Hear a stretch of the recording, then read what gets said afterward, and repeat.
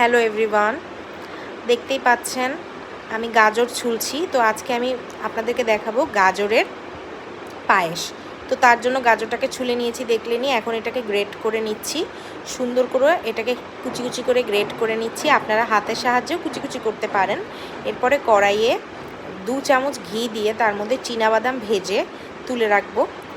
এরপরে ওই ঘিয়ের মধ্যেই আমি গাজরগুলোকে দিয়ে দেব। সুন্দর মতো 3-4 মিনিট ধরে গাজরগুলোকে ভাজবো।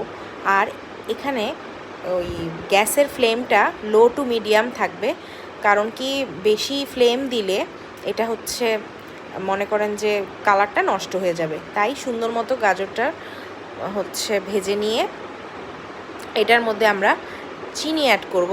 আর চিনি অ্যাড করার ক্ষেত্রে একটা জিনিস মাথায় রাখবেন যে যেই পরিমাণ চিনি খান সেই পরিমাণ চিনি অ্যাড করবেন।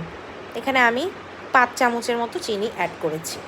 চিনিটা দিয়ে একটু ভাজার পরে চিনির ক্যারামেলাইজ হয়ে আসার পরেই এটার মধ্যে আমরা দুধ অ্যাড করব। দুধ আগে থেকে জাল করে নিয়েছিলাম একবার। দেখুন দুধটা অ্যাড করার পর কি সুন্দর একটা কালার চলে এসছে।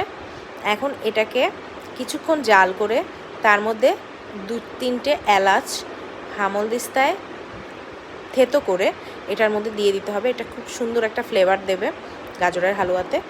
এবার এই এলাচটা সুন্দর মতো নেড়ে চেড়ে এটাকে মিশিয়ে 2-3 মিনিট করে আরও জাল দিতে হবে।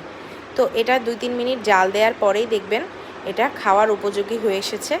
এরপর এটাকে গরম গরম সার্ভ করে ঠান্ডা করে তারপর খাবেন। আমি গরম করে খেয়ে দেখেছি, বাট ঠান্ডা বেশি টেস্টি। তো আপনারা বাসায় ট্রাই করে আমাকে অবশ্যই বলবেন কেমন লাগলো খেতে। ততক্ষণের জন্য বাই।